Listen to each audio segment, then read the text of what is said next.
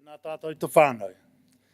He nore ki a hau I te tū I waingonu I a koutou, I runga I tēnei kaupapa whakahirehira.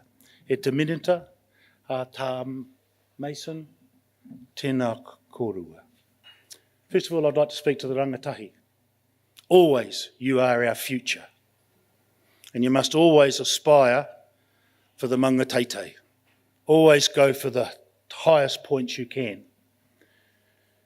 Unlike my generation, you rangatahi have a burden on your shoulder. And the burden is that our nation is going through a massive demographic change. In 2026, Māori, Pacific Island and Asian will be 42% of the population of this country. In 2050, Māori, Pacific Island, Asian and ethnic peoples will be just over 50% of the population. But in 2050, over 50% of all Pākehā New Zealand are on an aged benefit. What's the burden that is coming upon your shoulders is that you are the future workforce that will raise the taxes, that will look after our health, will look after our education, will look after all aspects of our society. The simple reality for all of us is we cannot do this if you're a workforce of labourers. The whole nation has to go to a new level, and especially you rangatahi. You know, I come up through with my children's generation where it was get NCA level 1, NCA level 2, and if you're really good, go for NCA level 3. The problem is those qualifications today get you a job as a checkout person. That's as far as it goes. You need to aspire to higher heights.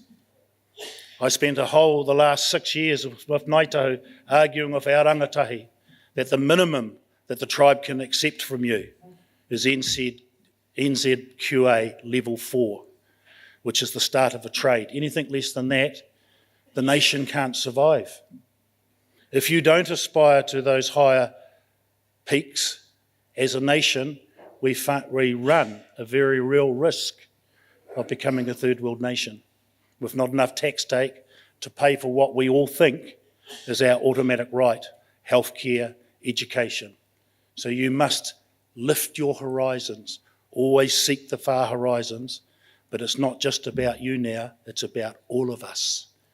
We need you to lift your aspirations. The last 3 days have provided us with endless opportunities to reflect, to celebrate and to connect within the context of a whānau order approach. We opened our wānanga with the leadership of Ngāi Tuahuriri, followed by the welcome of Dr. Taku Parai, and I love saying that as a friend, speaking for Te Taumata. It is appropriate to recognise the leadership of the 9 iwi. We can be forever proud of the mobilisation, the momentum and the manaakitanga of the mana whenua who stood together to create the foundation of whānau order into Waiponamu. First speaker up was my whanaunga, Maru Neho Neho. Maru Haere Muri Neho Neho. Sharing the mana of guardianmaya.com, using technology to encourage us to make choices wisely. The gods are watching. Rangi Maria Parata Takurua encouraged us to learn the game, play the game to change the game. Her message was restore, reconnect, reignite, reset, embrace hautututanga, to be as comfortable with a poi and a patu as a pen. Jay Pukupuku spoke to us about Bro for Change, how to harness the negative traits of violence, ambition and aggression, how to turn away from polluted masculinity to instead become the dawn, the care, the light, the compassion, to go back to what our tupuna did. Our first day ended with our international speaker, Joanne Kaufman, who challenged us to move from transactional relationships into relationships of transformation. Our second day started with an opening address by our Helen Lay, inspired by the message, hope is our shapeshifter, that we need to focus on all that is right rather than who we think are wrong, that we need to back ourselves, believe that we can be the best version of ourselves. Minister Mahuta was the first keynote speaker of day 2. She told us that culture connects communities, that government can be an activator, an enabler, a good treaty partner. The minister was followed by 3 sensational speakers who gave us all the lift we need to know our tomorrow is in great hands. Tamitha Paul, our head girl on steroids, truly demonstrated that the village brings you up, the village of Tokeroa, the village of a loving whānau. Ezekiel Raui was a glittering example that extreme pressure creates diamonds. In his case, a diamond that is half kumara, half coconut. He told our rangatahi, sit in the front seats of the hui, be part of the change. Sunny Ngātai, a champion to revitalise te reo, a huge advocate for self-belief, talked about being the best possible version of the person you want to be. His upbringing was around servant leadership. Yesterday afternoon started off with Eugene Ryder, born into the gangs, and experienced in creating opportunities to learn. His message to the gang is only listen to the 3 letters of the word can't. Dream bigger, expect more of yourself and for your next generation. Kath Savage talked about our model as emancipatory. Believe in your story, she told us that what whānau need is intensely political. The solutions are in our own hands. Pari Hunt ended our day in speaking of and for the NAV nation. We so value these champions of the human spirit who are visible through their advocacy, who are distinguished by the power of their belief. In between our keynote speakers, we've had a series of amazing workshops. Te Pūtahitanga o Te Waipounamu wants to thank all of you for your commitment and your enthusiasm in sharing your inspirational examples with us.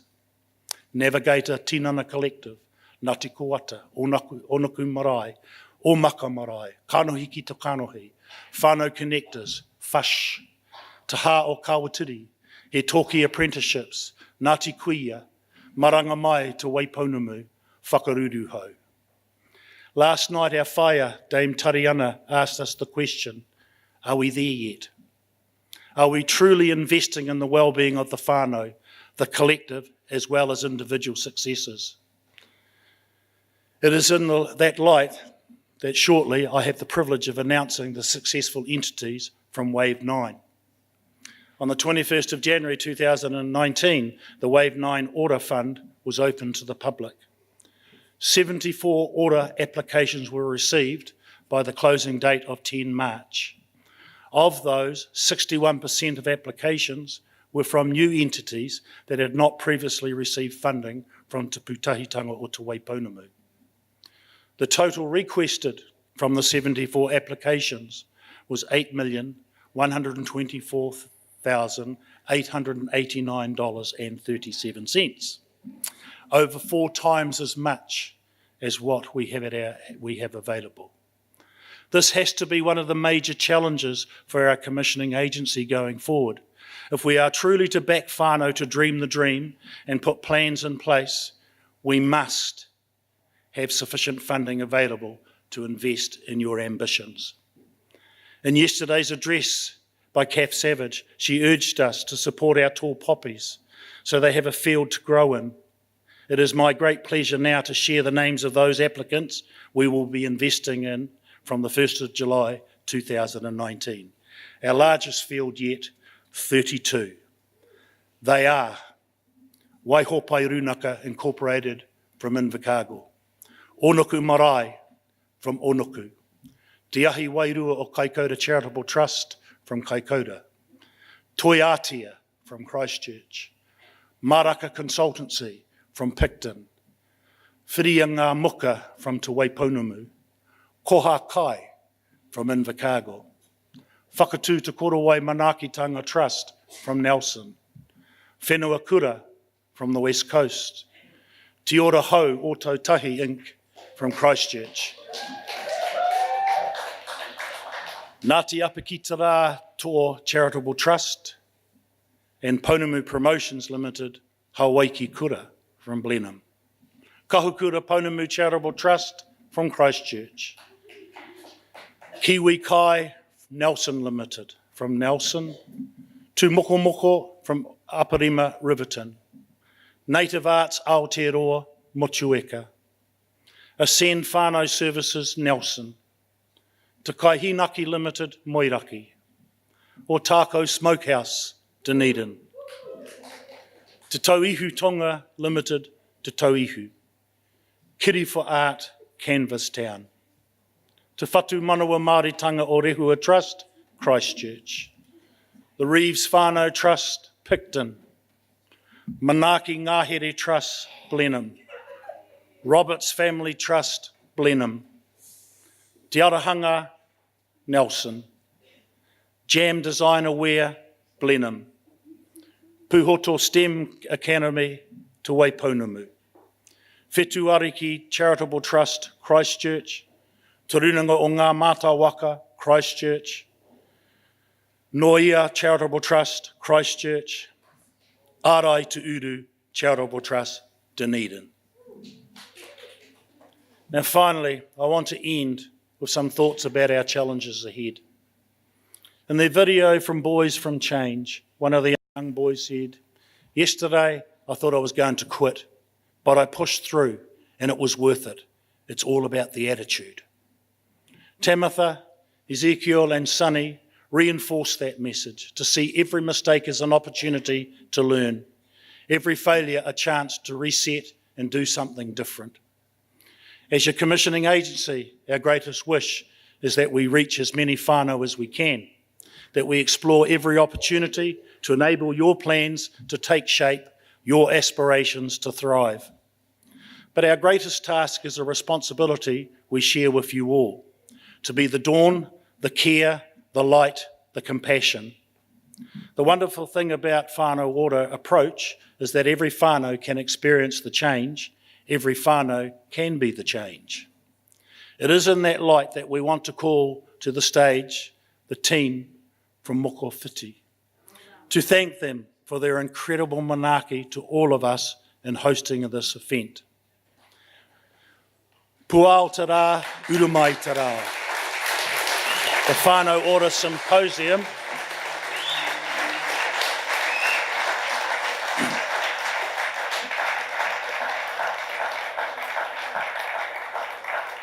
The Whānau Ora Symposium are a wonderful event.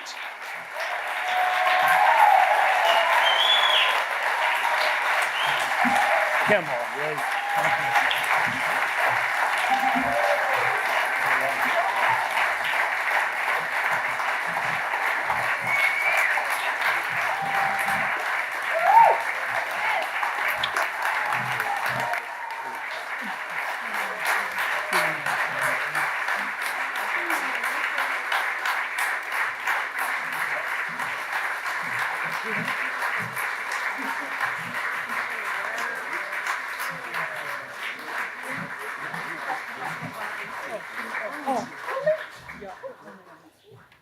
I've had the pleasure of knowing this organisation ever since it started, and the pleasure of knowing them. They've always been there, leading a path to uplift our people. So on behalf of all of us, we give our thanks to Mokowhiti.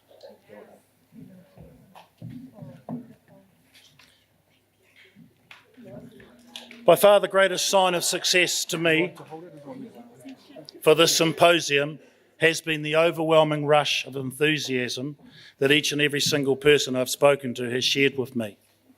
In the days, weeks, months ahead, please remember those conversations, the laughter, the tears, the shared moments that you have experienced over these last few days.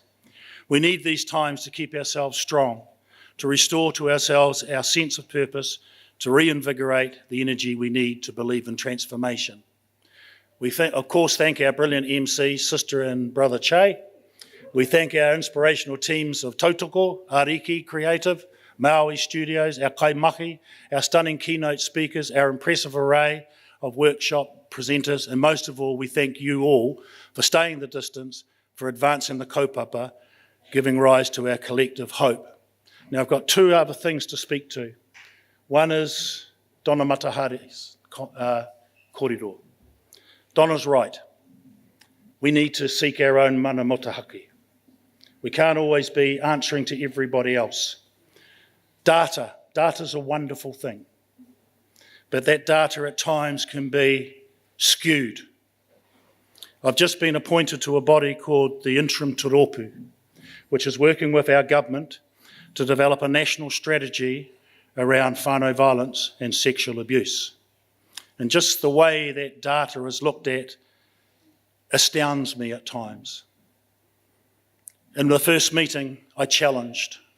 I see you have a paper here, which is the definition of violence. There is one topic that is not on the list, and that is called institutional racism. The person delivering that information went to push back, and I said, no, here's 5 documents, 5 studies done by the Crown since 1988. Each one of those studies comes to a conclusion of institutional racism. You cannot leave that off the list. It's one of the biggest drivers of violence in this nation that needs to be addressed.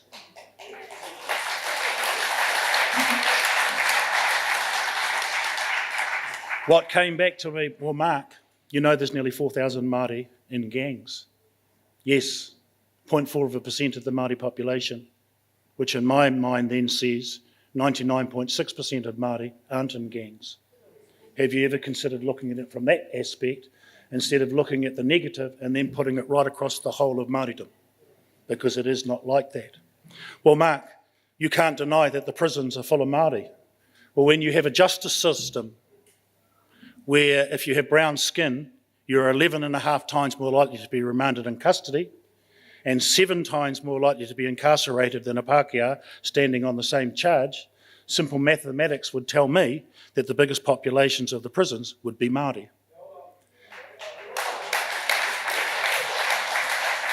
Perhaps if we had an equal system, this wonderful land of one rule of law for all, perhaps if it was equal, then the prisons would not be full of Māori. It would be the reverse. I've found inequities like this that just stun me. Māori woman going into the court system seeking a protection order. The simple reality is from the data from the courts that Māori woman is 3 to 5 times more likely to have her child taken from her and put under the care of the perpetrator of that violence. Anyone with any form of intelligence would have to ask the question of the judges, what the hell is going on here? Because you are not doing this with Pākehā children. You're only doing it with Māori and Pasifika children.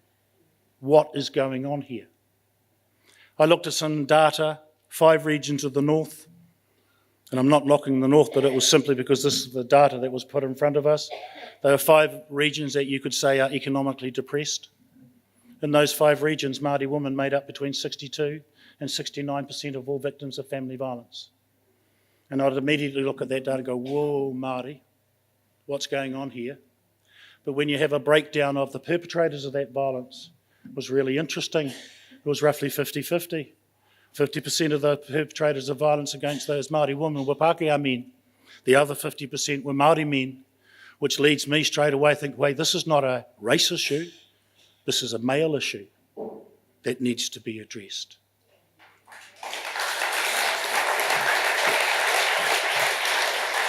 Minister, I deliberately wanted to leave you to last because some of the things you said in your speech really resonated with me. I had my first meeting last week as a new board member on the GPL of Te Pūtahitanga o Te Waipounamu. Part of our papers was getting all the documentation on the wave. But what I saw was the massive amount of work that has to follow for the wave. And yes, our staff are stretched. They're stretched to the limit.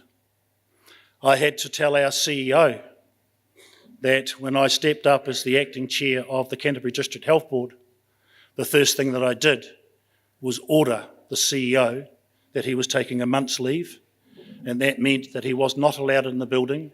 He was not allowed any electronic contact with the hospital, nor was he allowed any phone contact. And I instructed the management of the office of the Canterbury District Health Board that he was banned for a month. I am putting in front of you that there is another CEO that might be getting a conversation not too far in the future.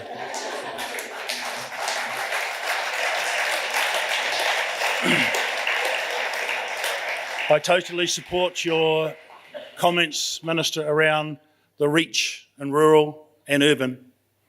I know through Tūpono Te Manakaha Te Whānau, we've had 21 hui to date talking to whānau about what's our solution to the family violence. What we have found that in the rural areas, even if you wanted to do something, there is nothing there for you. You have to come to the city to run programs. That's all good and well if you can afford that. But if you're on a minimum wage, you can't take that time. You don't have the funding to do so. So that definitely needs a look at, Minister.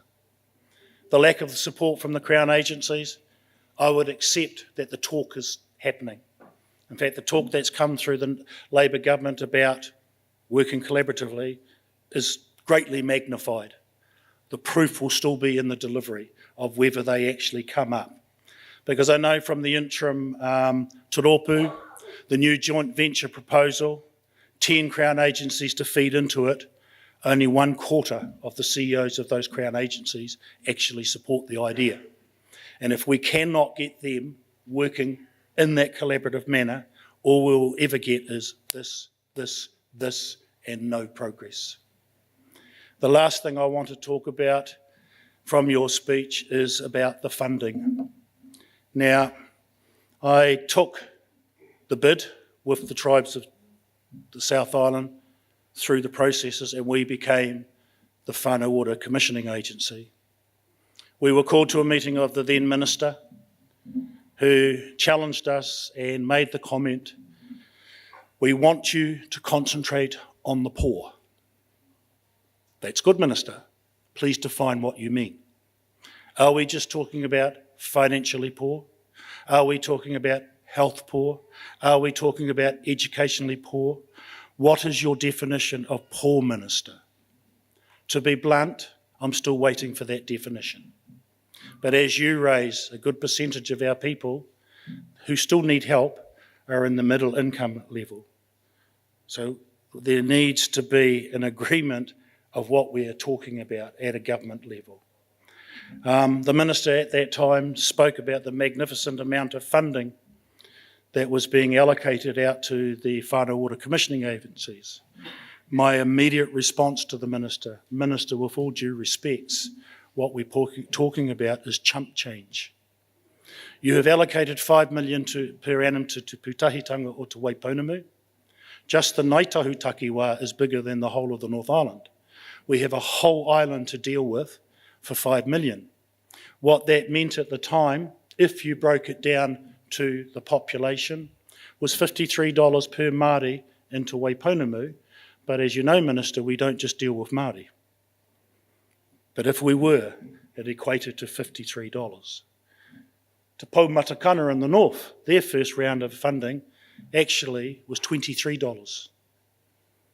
There are some things we could do, but we could not drive a transformation in a short time frame based on that form of funding. And yes, there has been an increase in funding since that meeting with that Minister. It's just over double.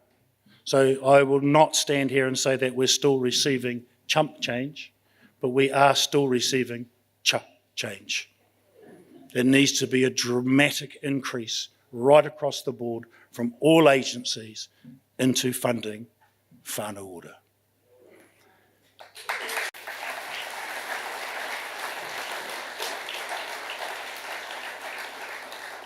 The last duty I have this morning, I take great pleasure in doing.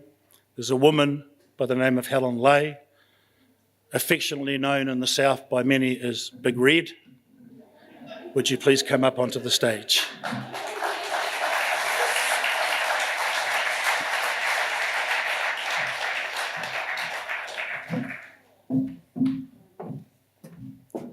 Helen, this is on behalf of all of us. A thank you for your heart, your dedication, your drive with our people in the area of whānau ora. My friend. Daria.